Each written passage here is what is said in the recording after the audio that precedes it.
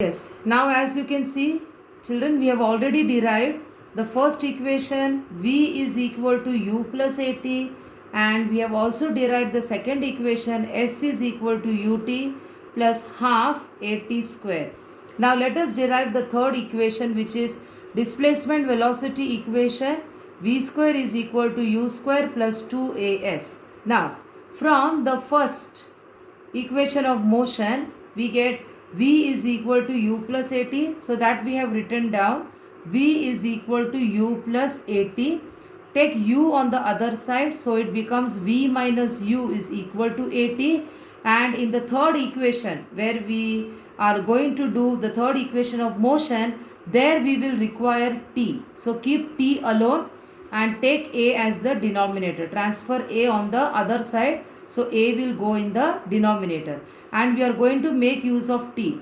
In place of t, we are going to substitute as v minus u by a. Now this is generated from the first equation of motion. This is generated from the first equation of motion, which is v is equal to u plus at. We need to substitute for t, so we have already rearranged and we have kept.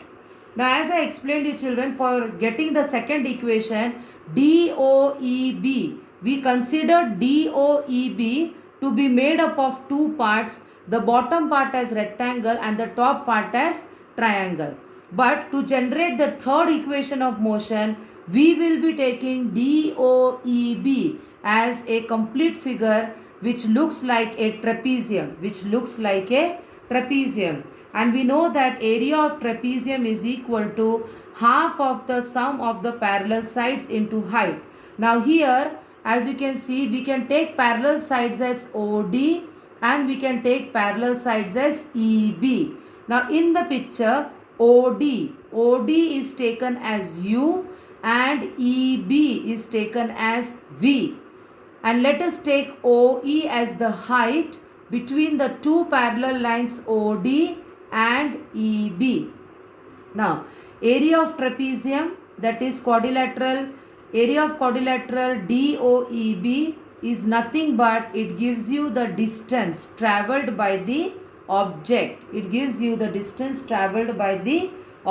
So S is equal to half into sum of parallel sides. So which two sides we are going to take? We are going to take OD and we are going to take EB. Height we are going to take as OE. Now look here, half OD plus EB. What is our OD here? OD is taken as U and EB, that is BE, is taken as V, and OE, which is along the x-axis, that is taken as T. Now as I told you, we are going to replace T. So in place of T, we can write it as V minus U by A. So in place of T, we can write V minus U by A. Now look carefully children, S is equal to half, and this A is in the denominator, V plus U, V minus U. Children, this looks like X plus Y, X minus Y, so that becomes X square minus Y square. Right? This is according to the expansion formula. So x plus y into x minus y can be written as x square minus y square. So v plus u into v minus u can be written as v square minus u square. It can be written as v square minus u square. Take 2a on the other side. So 2as is equal to v square minus u square. Take u square on the other side. So minus u square becomes plus u square. So v square is remaining alone. If I rearrange this, v square is equal to u square plus 2as, and this is our third equation of motion. This is our third equation of motion. Now children, just let me revise this. In the first case children, when we derived the first equation of motion, we considered the collinearity between O and C. In the next case, we consider the collinearity between E and B. And we started with the relation or the definition. Acceleration is change in velocity upon time. Children, velocity is a vector quantity, so acceleration is also a vector quantity. For the next equation of motion, that is second one, we consider DOEB to be made up of two parts, the bottom part as rectangle and the top part as triangle. And to generate the third equation of motion, we have taken the quadrilateral DOEB as a trapezium, and we have made use of area of trapezium.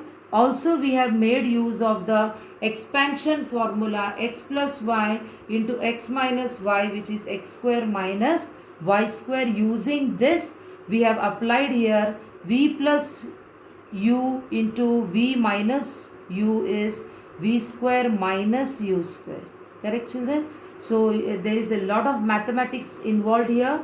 First, we made use of collinearity, we made use of area of rectangle, we made use of area of triangle, we have also made use of area of trapezium.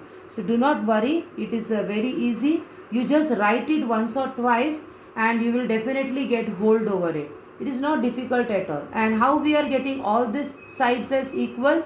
We are getting these sides as equal because we are making use of the property of rectangle. Opposite sides of rectangle are equal. We are making use of the property opposite sides of rectangle are equal.